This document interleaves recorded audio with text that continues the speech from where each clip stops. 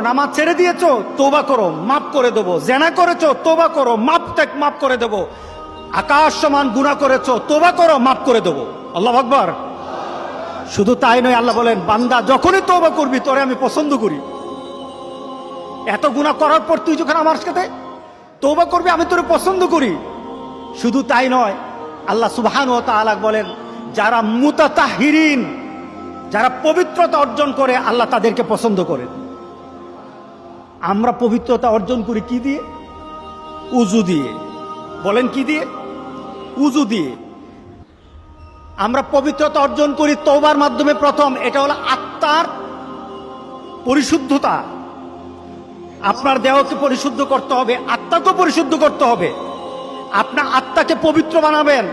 আত্মাকে পবিত্র বানাতে হলে তওবা লাগবে। এটা পানি দিয়ে হবে না, মাটি দিয়ে হবে না। আপনার আত্মাকে যদি পবিত্র করতে চান তাহলে তওবা লাগবে। কি লাগবে? তওবা।